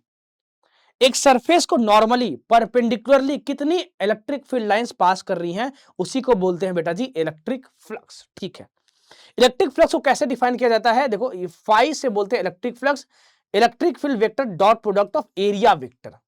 तो बेटा ए डॉट बी क्या होता है, ए बी कॉस थीटा तुम्हारे पास हो जाता है। इस बात का ध्यान रखिएगा, जो थीटा एंगल होता है वो इलेक्ट्रिक फील्ड और एरिया वेक्टर के बीच में होता है। देखो ये इलेक्ट्रिक फील्ड है और ये N cap is area vector, उसके बीच का एंगल तुम्हारे पास थीटा होता है। देखो theta is the angle between E vector and delta S. Delta S क्या है बेटा, एरिया वेक्टर है। ठीक है बेटा, बात समझ में आ रही है, हाँ। और इसकी जो एसआई यूनिट होती है बेटा वो क्या होती है, इसकी जो बेटा एसआई यूनिट होती है, एसआई यूनिट वो होती है बेटा जी newton metre square, newton metre square per coulomb. और ये बेटा एक स्केलर क्वांटिटी है। क्या होता है बेटा, कितनी इलेक्ट्रिक फील्ड लाइंस एक सरफेस से पास कर रही है, मान लो ये सरफेस है, इससे कितनी इलेक्ट्रिक फील्ड लाइंस बेटा परपेंडिकुलरली पास कर रही हैं, इसको हम लोग क्या बोलेंगे बेटा जी, इलेक्ट्रिक फ्लक्स बोलेंगे। क्या होता है, ई वेक्टर डॉट एरिया वेक्टर तुम्हारे पास बेटा जी इलेक्ट्रिक फ्लक्स यहां पर होता है। ठीक है, नॉन यूनिफॉर्म के लिए तुमको पढ़ना नहीं है, आगे बढ़ते हैं बेटा जी। ओके, ये हमको समझ में आ गया। अब बेटा इससे सबसे ज्यादा इंपॉर्टेंट टॉपिक जो इलेक्ट्रिक फ्लक्स से आता है वो गॉस लॉ आता है, कि बताओ कि बेटा गॉस लॉ क्या है, और इससे रिलेटेड बेटा 3 इंपॉर्टेंट डेरिवेशन है बेटा, मैं उसको भी आपको अच्छे से रिवीजन करवा दूंगा। ठीक है, अच्छा वो क्या है, व्हाट इज गॉस लॉ, बहुत ध्यान से समझो बेटा। टोटल इलेक्ट्रिक फ्लक्स, बहुत ध्यान से सुनना, अगर किसी भी तुम क्लोज्ड सरफेस से देखते हो तो वो 1/ε0 टाइम्स होता है इनक्लोज्ड चार्ज के। देखो क्या लिखा है कि ये जो इलेक्ट्रिक फील्ड डॉट छोटा एरिया वेक्टर इंटीग्रेशन, मतलब पूरे सरफेस की बात कर रहे हैं, ये क्या होता है, इलेक्ट्रिक फ्लक्स होता है। Electric flux Q enclosed by epsilon not होगा। क्यू इनक्लोज्ड का मतलब समझिए क्या होता है। क्यू इनक्लोज्ड का मतलब होता है बेटा कि अगर तुम्हारे पास ये कोई भी, बहुत ध्यान से समझो, अगर तुम्हारे पास ये कोई भी बेटा जी एक सरफेस है, और मान लो ये चार्ज है प्लस क्यू और ये चार्ज है माइनस क्यू और ये है बेटा प्लस 2q और ये है प्लस 3q, और तुमको इलेक्ट्रिक फ्लक्स इससे फाइंड करना है, तो तुम इलेक्ट्रिक फ्लक्स बेटा कैसे फाइंड करोगे। इलेक्ट्रिक फ्लक्स जो भी होगा बेटा, सुनो ध्यान से बहुत, जो भी इलेक्ट्रिक फ्लक्स होगा बेटा, वो अंदर में जो चार्ज है सिर्फ उसकी बात करेंगे, इससे हमें मतलब ही नहीं है, ये होता है बेटा क्यू इनक्लोज। लेकिन अंदर में जो चार्ज है उसका साइन के साथ बेटा एडिशन सब्ट्रैक्शन करना है, ये प्लस क्यू हो गया, ये माइनस क्यू हो गया, ये प्लस 3q हो गया, डिवाइडेड बाई एप्सिलॉन नॉट, ये और ये कैंसिल, और ये हो गया बेटा 3q बटा एप्सिलॉन नॉट, बस। तो ये तुम्हारे पास फ्लक्स हो गया। ये तो मजे की बात है ना कि इलेक्ट्रिक फ्लक्स क्या होता था, ई वेक्टर डॉट एरिया वेक्टर होता था।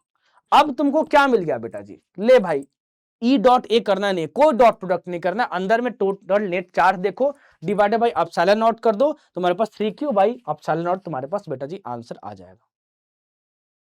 एकदम सही बात है, एकदम प्यारी बात है, मजा आ गया सर। लेकिन एक चीज का जरूर ध्यान रखना बेटा, यहां पे जो इलेक्ट्रिक फील्ड है, इलेक्ट्रिक फील्ड चाहे अंदर का चार्ज हो चाहे बाहर का चार्ज हो, सबके द्वारा लेते हैं, ये पूछा जाता है। तो गॉस लॉ क्या बोलता है बेटा, अगर एक तुम क्लोज सरफेस ले लो, अंदर में जितना चार्ज है सिर्फ उसी पे इलेक्ट्रिक फ्लक्स डिपेंड करता है।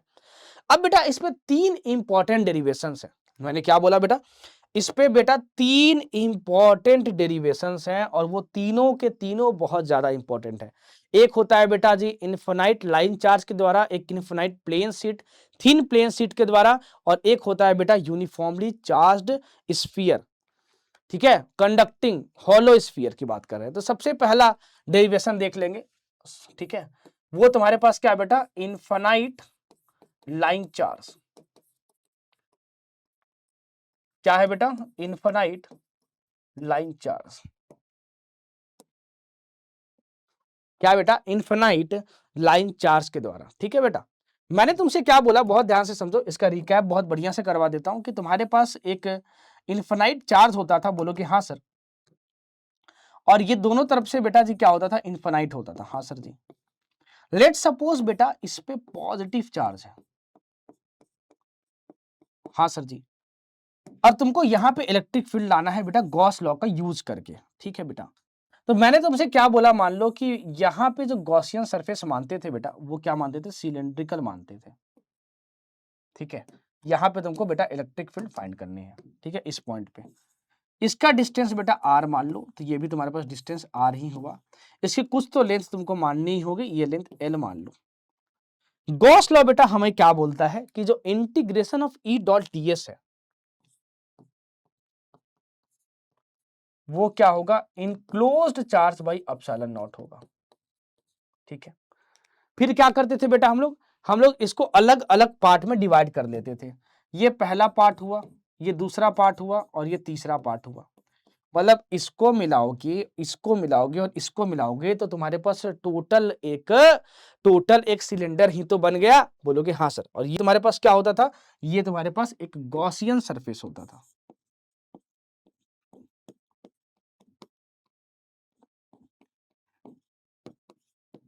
ये क्या होता था तुम्हारे पास बेटा, एक गॉसियन सरफेस होता था। ठीक है, अब मैंने तुमसे क्या बोला बेटा, बहुत ध्यान से समझिए, कि अगर तुम पहले वाले सरफेस के देखोगे तो बेटा एरिया वेक्टर किधर होगी, मुझे बताओ एक बार। Area vector outward normal d a vector, इसके लिए डीए वेक्टर, इस वाले एरिया के लिए डीए वेक्टर। इस लाइन चार्ज के द्वारा इलेक्ट्रिक फील्ड किसी भी पॉइंट पे क्या होगा बेटा, बाहर की ओर होगा। Electric field, electric field, electric field, इन दोनों के लिए तो बेटा 90 डिग्री पे है। अगर 90 डिग्री पे तुम्हारे पास बेटा जी क्या होता है, इलेक्ट्रिक फील्ड और डीए वेक्टर, तो जो फ्लक्स आती है वो जीरो आती है, क्योंकि डॉट प्रोडक्ट जीरो हो जाएगा। तो तीनों सरफेस के लिए हम लोग लिखते कैसे थे, एकदम स्टेप बाय स्टेप लिखते हैं हम लोग ऐसे। ई वेक्टर डॉट डीएस मतलब एरिया वेक्टर ही होता है ये। अब ये तीनों सरफेस के लिए तुमको लिखना है बेटा, तीनों सरफेस के लिए लिखना है, तो सबका एडिशन, क्योंकि पूरे सिलेंडर के लिए लिख रहे हो तो 1 2 3, और ये Q enclosed by epsilon not. हाँ सर, अब मैंने तुमसे क्या बोला, ये Q enclose by epsilon not तुम देख रहे हो, तो मैंने तुमसे बोला क्या, बहुत ध्यान से समझो, कि अगर ये फर्स्ट सरफेस है ई और डी ए परपेंडिकुलर हुआ, dot product zero, that means कि मैं तुमसे क्या बोलूंगा बेटा कि ये वैल्यू तुम्हारे पास क्या आ गई, जीरो आ गई। ठीक है, ये ई और डी ए एक दूसरे के परपेंडिकुलर हो गया, सेकंड सरफेस के लिए तुम्हारे पास क्या हो गया, ई डॉट डी ए जीरो हो गया। थर्ड के लिए क्या हुआ तुम्हारे पास बेटा, ई डॉट डी ए, ई और डी ए सेम डायरेक्शन में है, तो मैं ये क्या बोलूंगा, ये वैल्यू आएगी कितनी, ये वाली वैल्यू बेटा, E D A cos 0 degree is equal to Q enclosed by epsilon not. यहां इंटीग्रेशन cos 0 1 होता है ई इंटू ये वाली एरिया क्या होगी बेटा, curved surface area of cylinder, that is 2 pi R L, radius R और ये लेंथ मैंने एल माना है। अंदर में चार्ज कितना है, अगर मैं लीनियर चार्ज डेंसिटी लेमडा बोल दूं बेटा, तो इसके अंदर चार्ज कितना है, क्यू इनक्लोज्ड बाय ये लेंथ। हाँ, तो क्यू इनक्लोज्ड की वैल्यू बेटा यहां से आएगी कितनी, मैं बोलूंगा बेटा एल को इधर लाओ, तो लेमडा इंटू एल आएगी। तो मैंने बोला बेटा ये लेमडा इंटू एल आ गया, lambda into L by epsilon not. तो मैंने बोला बेटा ये एल और एल कैंसिल, 2 पाई आर को इधर लेके आओ, तो ये इलेक्ट्रिक फील्ड की वैल्यू आई बेटा जी, lambda divided by 2 pi epsilon not r. तो बेटा यहां से इलेक्ट्रिक फील्ड जो होती है वो इनवर्सली प्रोपोर्शनल टू आर होती है। ये तुमको पूरा रिजल्ट तुमको बेटा जी याद रखना होता है। ठीक है, इसका बेटा ग्राफ भी पूछा जाता है, इसकी ग्राफ कैसे आती है बेटा, इस तरीके से आती है बेटा। इसका ग्राफ देखो, ई और आर के बीच में ग्राफ ड्रॉ करने को आता है, आर और ये ई, तो ये तुम्हारे पास क्या हो गया बेटा जी, ये आता है ऐसे रेक्टेंगुलर हाइपरबोला। ये बेटा जी ऐसे ग्राफ बनता है, क्या, रेक्टेंगुलर हाइपरबोलिक ग्राफ बनता है।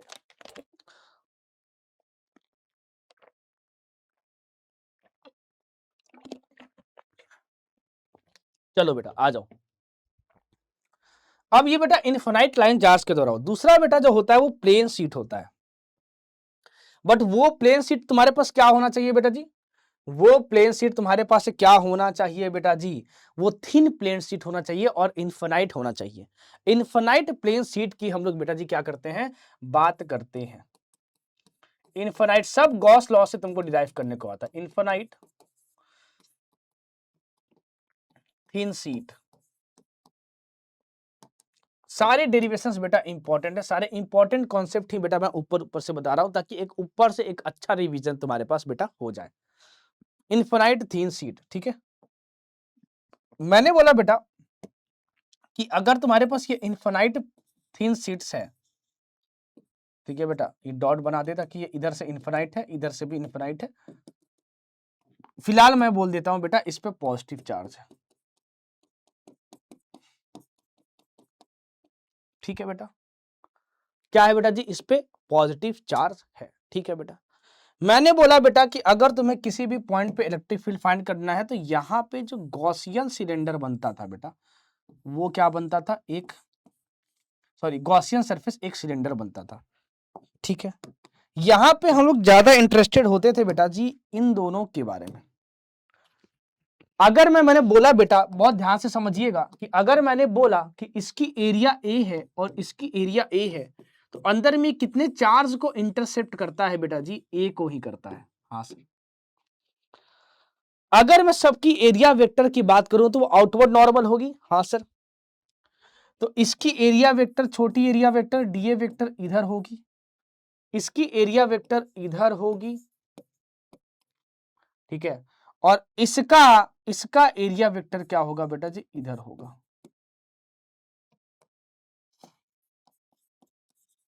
हाँ जी सर। अब मैं इलेक्ट्रिक फील्ड बोलूंगा, अगर ये पॉजिटिव चार्ज है बेटा, इसी पे डेरिवेशन पढ़ाया जाता है, तो हर पॉइंट पे इधर होगा, हर पॉइंट पे बेटा इधर होगा, हर पॉइंट पे बेटा जी इधर होगा। इसको पहला सरफेस बोल दूं और दूसरा बोल दूं और इसको तीसरा बोल देता हूं। तो अगर मैं फिर से अगर गॉस लॉ यहां पे लगाने का प्रयास करूंगा तो मैं क्या बोलता हूं बेटा, गॉस लॉ तुम्हारे पास क्या बोलता है, हर बार की तरह ये कहता है कि तुम्हारे पास integration of electric field dot area vector, जो कि फ्लक्स कहलाता है, वो q enclosed by epsilon naught होता है। क्या होता है बेटा जी, q enclosed by epsilon naught होता है। मैंने बोला बेटा तीनों सरफेस के लिए ई डॉट डी ए हम लोग लिखते हैं, तीनों सरफेस के लिए। तो अगर तीनों सरफेस के लिए तुम लिखोगे, क्या अगर तुम तीनों सरफेस के लिए तुम लिखोगे बेटा, यहां प्लस लगा दो। हाँ जी सर। तो ये पहला सरफेस और ये दूसरा और ये तीसरा। तुम बहुत ध्यान से अगर देखोगे बेटा तो यहां जो दूसरा सरफेस है, दूसरा सॉरी तीसरा सरफेस है, ई और डी ए परपेंडिकुलर है, परपेंडिकुलर वेक्टर्स का बेटा डॉट प्रोडक्ट 0 होता है। तो मैंने बोला बेटा तीसरा है ना, ये तीसरा, तीसरे के लिए तुम्हारे पास ये वैल्यू बेटा 0 हो जाएगी, and this is equal to Q enclosed by epsilon not. ठीक है। हाँ बेटा, इस वाले सरफेस के लिए E D A same direction में, इस वाले के लिए बेटा E D A same direction में। तो फर्स्ट और सेकंड के लिए तो बेटा क्या हो जाएगा, दोनों के बीच का एंगल तुम्हारे पास कितना है बेटा जी, 0 डिग्री है, और दोनों के लिए सेम है, तो बस यहाँ पे ट्वाइस मल्टीप्लाई कर देंगे। हाँ सर। हाँ सर। ये पूरा लिख देता हूं बेटा, ये क्या आएगा, twice of integration of E D a और ये cos 0 degree is equal to Q enclosed by बेटा जी एप्सिलॉन नॉट आएगा। क्या आएगा बेटा जी, q enclosed by epsilon naught तुम्हारे पास आ जाएगा। ठीक है। अब मैं तुमसे क्या बोलूंगा बेटा कि ये ई बाहर आ जाएगा 2e और इंटीग्रेशन ऑफ डी ए और Q enclosed by epsilon not. अब बजे की बात पता है क्या, यहाँ पे लेंथ पे डिस्ट्रीब्यूटेड नहीं है, यहाँ पे एरिया पे डिस्ट्रीब्यूटेड चार्ज है, एरिया पे, इस एरिया पे। तो कितना गॉसियन सरफेस कितना एरिया कट कर रहा है ये, तो अगर इसकी सिग्मा सरफेस चार्ज डेंसिटी मान लो, वहां पे लेमडा क्या था, लीनियर चार्ज डेंसिटी था बेटा, यहाँ पे लेमडा ये लीनियर चार्ज डेंसिटी था, दैट इज क्यू बटा एल। ठीक है बेटा। अच्छा, तो मैंने तुमसे क्या बोला, जो सिग्मा होगा वो चार्ज जो भी है डिवाइडेड बाय एरिया, इतना एरिया। तो चार्ज इनक्लोज आया कितना, सिग्मा इंटू ए आया, तो यही रखूंगा यहाँ पे। तो बेटा मैं तुमसे क्या बोला, ये आया तुम्हारे पास 2 इंटू ई और ये इंटीग्रेशन ऑफ एरिया तुम्हारे पास क्या आएगा, यही एरिया बेटा कट की जा रही है, तो 2e A.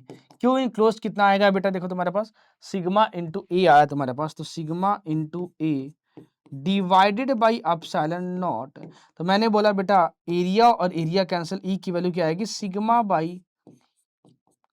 By 2 epsilon naught. क्या ये आर इसमें आया, नहीं। तो बेटा इसकी इलेक्ट्रिक फील्ड बहुत स्पेशल होती है, वो डिस्टेंस पे बेटा जी डिपेंड बिल्कुल भी नहीं करती, वो डिस्टेंस पे बेटा डिपेंड बिल्कुल भी नहीं करती। E is equal to sigma divided by 2 epsilon not होती है। ठीक है बेटा।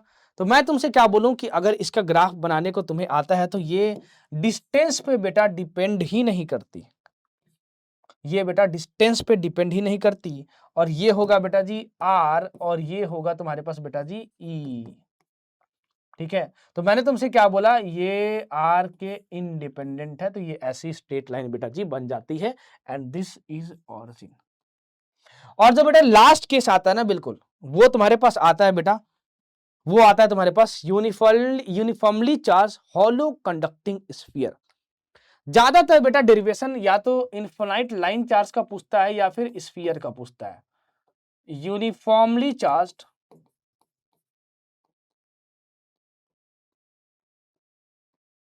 Hollow conducting sphere.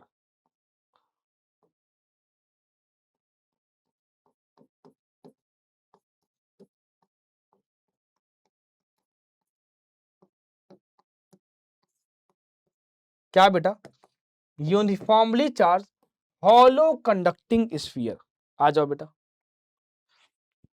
बहुत ध्यान से देखो।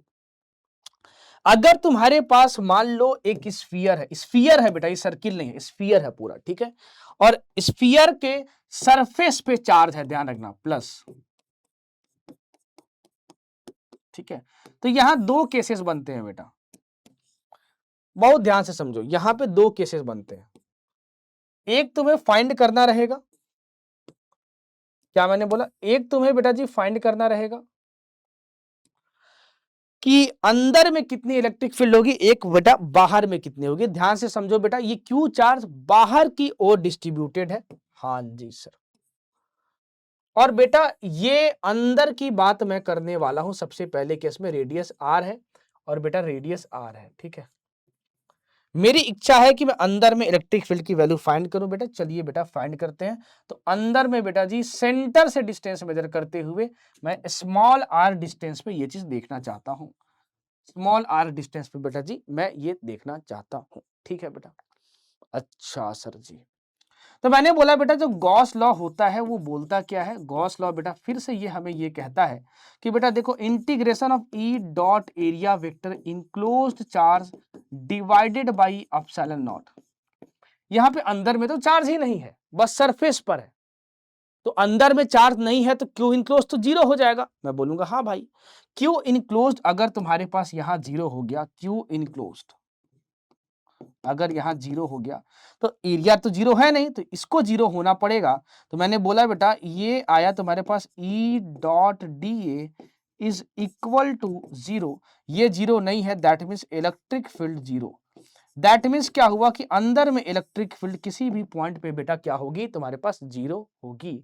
और मैं ये सबसे पहला केस क्या ले रहा हूं बेटा, इनसाइड का ले रहा हूं। इनसाइड को क्या बोलते हैं कि are is less than R की बात, स्मॉल आर डिस्टेंस सेंटर से मेजर किया जाता है, ध्यान रखिएगा। अब बेटा ये बाहर का देखते हैं थोड़ा सा, बाहर का, ठीक है बेटा, हाँ। और सेंटर से ही डिस्टेंस लेना है तुम्हें, स्मॉल आर। यहां पे छोटा सा एरिया कट कर लेते हैं, इसकी एरिया वेक्टर किधर जाएगी, बाहर की ओर जाएगी। इलेक्ट्रिक फील्ड भी बेटा यहाँ पे क्या होता है, बाहर की तरफ ही होता है। दोनों के बीच का एंगल तुम्हारे पास कितना हो गया बेटा, 0 डिग्री हो गया, ठीक है। अब अगर मुझे गॉस लॉ यहां पर यूज करना हो तो गॉस लॉ, तो बेटा ये होता है integration of e vector dot d a vector is equal to बेटा q enclosed by epsilon naught. क्या बेटा, q enclosed by epsilon not, ठीक है, हाँ जी। दोनों के बीच में 0 डिग्री एंगल है बेटा, तो ये सिंपल क्या हो जाएगा, integration of E D A cos 0 degree is equal to Q enclosed. इसके अंदर में तो ये टोटल चार्ज क्यू है जो था, बोलोगे हाँ, तो ये क्यू बाई एप्सिलॉन नॉट। ई बाहर आ गया बेटा, कॉस 0 डिग्री की वैल्यू 1 होती है, तो integration of D A is equal to Q by epsilon not. ये स्फीयर है, ये जो गॉसियन सरफेस है उसकी सरफेस एरिया तुमको देखनी है। तो रेडियस स्मॉल आर है, तो 4 पाई स्मॉल आर स्क्वायर तुम्हारे पास क्या होगा बेटा, E into 4 pi R square, ये होगा बेटा क्यू बाई एप्सिलॉन नॉट। मैंने बोला बेटा जो इलेक्ट्रिक फील्ड की वैल्यू होगी वो क्या होगी, Q divided by 4 pi epsilon not, और ये आर स्क्वायर, तो ये आ गया बेटा K Q divided by R square. तो इलेक्ट्रिक फील्ड की वैल्यू बेटा आउटसाइड पॉइंट के लिए कितनी आ गई बेटा, के क्यू बटा आर स्क्वायर। कितनी हो गई बेटा जी, के क्यू बटा बेटा जी आर स्क्वायर हो गए, ठीक है। और ये हुआ तुम्हारे पास बेटा आउटसाइड पॉइंट के लिए, ठीक है। और ऑन द सरफेस निकालना है तो क्या करोगे बेटा,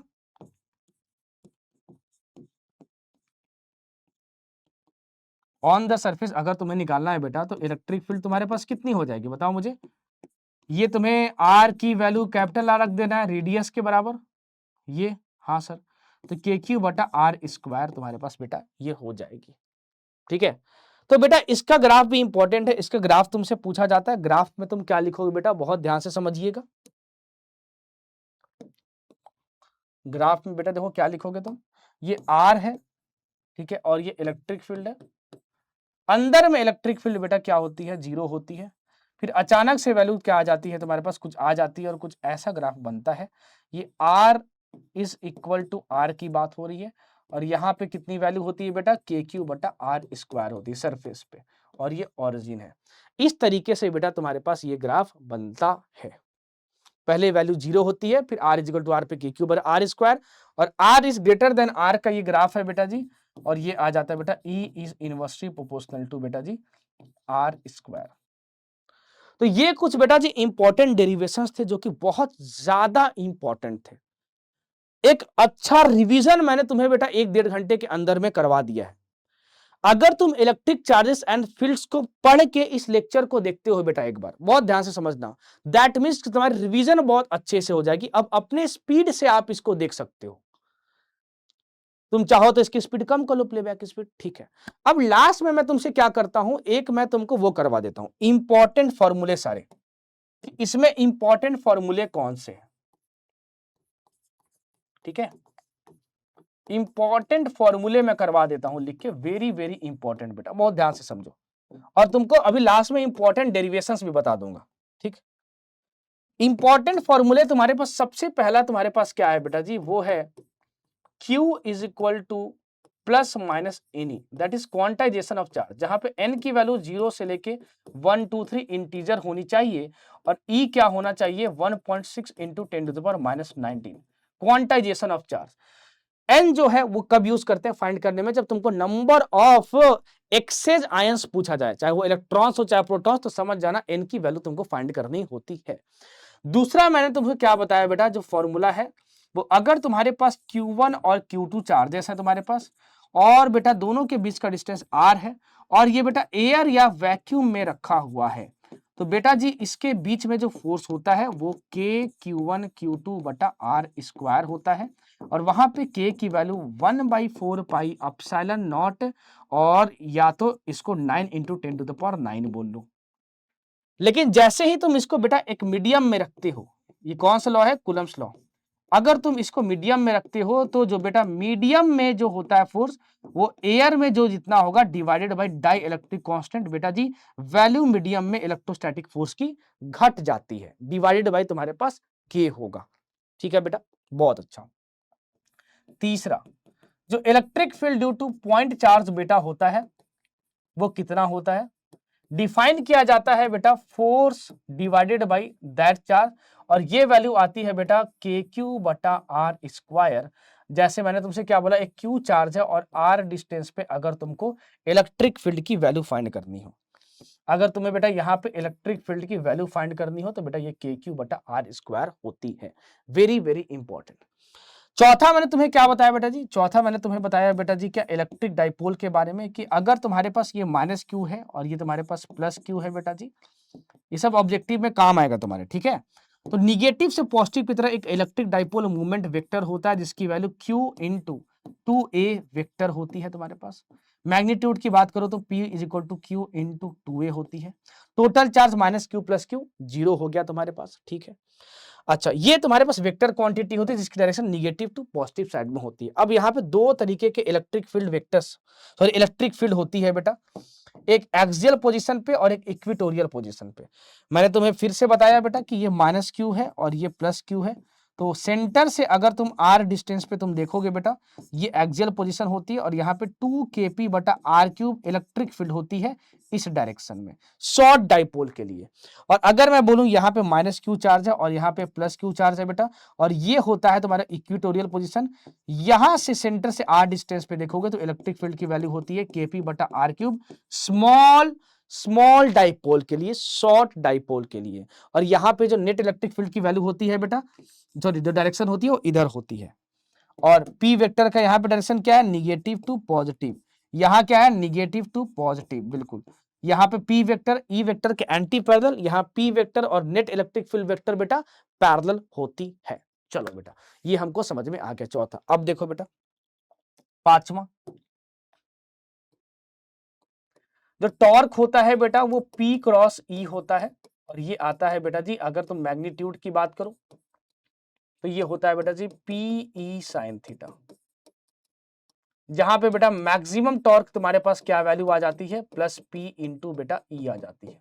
ठीक है, आगे जो इंपॉर्टेंट फॉर्मूला आता है बेटा वो इलेक्ट्रिक फ्लक्स का ही आता है, जो कि बेटा एक स्केलर क्वांटिटी है, एक सरफेस से कितनी इलेक्ट्रिक फील्ड लाइंस परपेंडिकुलरली पास कर रही हैं, दैट इज कॉल्ड एज बेटा जी इलेक्ट्रिक फ्लक्स। ठीक है बेटा, हाँ, इसको हम लोग फाई से डिनोट करते हैं, and this phi is equal to E vector dot area vector, and this is बेटा ई ए कॉस थीटा। ध्यान रखने की बात क्या है कि बेटा theta angle between area vector and electric field होता है, ये बहुत ध्यान रखने वाली बात है। और इसी तरीके से बेटा यहाँ पे गॉस लॉ आ जाता है। गॉस लॉ आते ही यही बोलता है बेटा कि बेटा सिंपल सी बात है, ये जो फ्लक्स है वो बोलता है, जिसको इंटीग्रेशन के फॉर्म में ई vector dot d a vector भी लिख सकते हो, ये enclosed charge by epsilon not के इक्वल होगा। साफ साफ बात है, enclosed charge by epsilon not के इक्वल होगा बेटा, ये साफ सुथरी एकदम बात है। ठीक है, Gauss law is equal to Q enclosed by epsilon not. ठीक है बेटा, और इसी से बेटा तुम्हारे पास रिजल्ट्स आ जाते हैं कुछ इंपॉर्टेंट क्या, अगर तुम linear electric field due to linear charge देखोगे, जो कि लॉन्ग होना चाहिए ऑफ कोर्स, वो होता है lambda by 2 pi epsilon not R. Electric field due to बेटा प्लेन शीट देखोगे, इनफाइनाइट प्लेन शीट, दोनों इनफाइनाइट है बेटा, वो है बेटा सिग्मा बाई 2 एप्सिलॉन नॉट। और बेटा अगर electric field due to hollow conducting sphere, hollow sphere देखोगे बेटा, तो ये होती है K Q by R square outside के लिए, और बेटा K Q by capital R square surface के लिए, ऑन सरफेस। और बेटा जी मैंने तुमसे क्या बताया, जीरो होती है बेटा ये इनसाइड पॉइंट के लिए। ठीक है बेटा, एक चीज ध्यान रखना कि ये तुम्हारे पास लॉन्ग होना चाहिए। ठीक है, ये दोनों तुम्हारे पास इनफाइनाइट एंड लॉन्ग होने चाहिए, इनफाइनाइट है ये। तो एटलीस्ट इतने फॉर्मूले तो तुमको बेटा जी ध्यान में होना ही चाहिए। मैं उम्मीद करता हूं कि मैं तुमको बहुत बेहतरीन तरीके से रिवीजन करवा पाए। अगर तुम बेटा इतना रिवीजन करके चल जाते हो, मैं तुमको इस चीज की गारंटी देता हूं, एग्जाम में तुम कोई चीज छोड़ के नहीं आओगे, सारा पेपर इसी में से आ जाएगा तुम्हारा सारा। क्योंकि बेटा जो भी मेन चीज था वो मैंने तुमको बेटा जी बहुत बेहतरीन तरीके से बता दिया, और तुम्हारे सिलेबस में बेटा और कुछ है ही नहीं। इंपॉर्टेंट चीज मैंने तुमको बेटा सारा कुछ अच्छे से मैंने रिवीजन करवा दिया। अगर मैं इंपॉर्टेंट डेरिवेशंस की बात करूं तो सबसे इंपॉर्टेंट डेरिवेशंस मैं तुमको बता रहा हूं क्या है, सबसे इंपॉर्टेंट डेरिवेशन क्या है बता रहा हूं बेटा। कहां गया भाई, मैंने तुमको हाथ से डिराइव करवाया था, ये एक्सियल पोजीशन पे इलेक्ट्रिक फील्ड का डेरिवेशन, इक्विटोरियल पोजीशन पे इलेक्ट्रिक फील्ड का डेरिवेशन। ठीक है बेटा, और जो सबसे ज्यादा इंपॉर्टेंट था वो क्या था, इनफाइनाइट लाइन चार्ज के वजह से डेरिवेशन, और तुम्हारे पास क्या बेटा यूनिफॉर्मली चार्ज होलो कंडक्टिंग स्फीयर के वजह से डेरिवेशन। ये डेरिवेशंस बेटा बहुत ज्यादा इंपॉर्टेंट है, बहुत ज्यादा मतलब बहुत ज्यादा इंपॉर्टेंट है। अगर तुम बेटा इतना करके चले जाते हो, रिवीजन करके चले जाते हो, कोई दिक्कत की बात नहीं बेटा, इसकी पीडीएफ तुमको टेलीग्राम चैनल हमारे एमपी बोर्ड वाला टेलीग्राम चैनल पे मिल जाएगा। ये रिवीजन लेक्चर कैसा था बेटा, ये अगर आपने पूरा देखा है तो बेटा कमेंट सेक्शन में जरूर बताइएगा। ठीक है, ये हमें भी मोटिवेट करता है एज अ टीचर, और मैं यकीन दिलाता हूं बेटा कि सारा रिवीजन तुमको टू द पॉइंट कराऊंगा एमपी बोर्ड के सिलेबस के हिसाब से, कहीं तुमको जाने की जरूरत नहीं है। तुमको बस क्या आना है, यहाँ पे लेक्चर देखना है, 1-1.5 घंटे में तुम्हारा पूरा रिवीजन बेटा हो जाएगा, सारे इंपॉर्टेंट कॉन्सेप्ट का रिवीजन तुम्हारे पास हो जाएगा। तुम्हें कोई भी रिवीजन लेक्चर, बैकलॉग लेक्चर देखने से पहले तुम्हें करना क्या है बेटा जी, पहले अपने नोट्स एक बार अच्छे से पढ़ लेना है, उसके बाद यहाँ पे बेटा जी रिवीजन करने तुम्हें बेटा यहाँ पर आ जाना है। एक बात ध्यान रखना कि इसके तुम हैंड रिटन नोट्स मत बनाना, क्योंकि ऑलरेडी तुमने नोट्स तो बनाए होंगे, तो दोबारा तुम्हें नोट्स बनाने की जरूरत नहीं है। लेकिन हाँ, इस पीडीएफ को लास्ट टाइम के लिए सेव जरूर रखना, कि जब तुम्हारा एग्जाम आए तो बेटा एक बार इसको ऐसे ऊपर ऊपर करके बेटा इसको हम लोग देख जरूर ले। एक एक चीज को बेटा, जहां पे डेरिवेशन मेरे को लगा था कि मैं लिख के करूं, लिख के मैंने कर दिया, क्योंकि उसको रीड भी किया जा सकता था, बट उसमें और हवा नहीं लगता। अब बेटा मैं तुमको फिर से बोलूंगा, सबके रिवीजन करने की कैपेसिटी अलग अलग होती है, तो आपको क्या करना है, अपने हिसाब से रिवाइज करना है। यूट्यूब पे प्लेबैक की स्पीड होती है, अगर आपको फास्ट लग रहा है थोड़ा स्लो कर लीजिए। रिवीजन करना is more important. MP board में चाहे फिल इन द ब्लैंक्स हो, चाहे एमसीक्यू हो, चाहे डेरिवेशन हो, बेटा इस चैप्टर है, इससे बाहर से नहीं आएगा। ये लव सर की गारंटी है, ये लव सर का प्रॉमिस है बेटा। बाकी खूब मेहनत करते रहिए बेटा जी, खूब तरक्की कीजिए, खूब आगे बढ़िए। मेरी ब्लेसिंग्स आपके साथ है और कभी हार मत मानिएगा बेटा। तुम्हारे लव सर, तुम्हारे लव भैया, पूरी पीडब्ल्यू की टीम तुम्हारे लिए लगी हुई है बेटा। सारा अच्छा कंटेंट तुमको दे दिया जाएगा, सारा अच्छा रिवीजन दे दिया जाएगा। तुम बस इस चैनल से जुड़े रहो, अपना प्यार मोहब्बत और प्रेम दिखाओ, अपना अटेंडेंस दिखाओ बेटा। बाकी हम तो अपना खून लगा देंगे, हम अपनी जान लगा देंगे बेटा। Love you all. मैं उम्मीद करता हूं कि तुमको ये रिवीजन लेक्चर बहुत अच्छा लगा होगा और तुम अच्छे तरीके से रिवाइज कर दिए होगे बेटा। अगले लेक्चर में मिलते हैं एक और बेहतरीन रिवीजन के साथ। वही 1.5-2 घंटे का ड्यूरेशन होगा, उससे ज्यादा का ड्यूरेशन मैं नहीं रखूंगा ताकि तुम अच्छे से रिवीजन भी कर पाओ। चलो बेटा, लव यू बेटा, मेरी ब्लेसिंग्स आपके साथ है। मेहनत करते रहिएगा, हार मत मानिएगा, क्योंकि अगर हार मान गए तो पक्का हार जाओगे, लेकिन अगर हिम्मत रखते हो बेटा जीतने की तो हो सकता है कि एक दिन जीत जाओ। चलो मिलते हैं अगले लेक्चर में, तब तक के लिए अपना ध्यान रखिए। Tata bye bye, take care, Jai Hind बेटा, लव यू ऑल।